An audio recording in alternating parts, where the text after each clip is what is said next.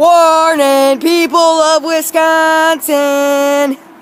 Today, February 26, 2013, we will be receiving 7 inches of snow here. Watch out on the roads, it's gonna get nasty. Very nasty.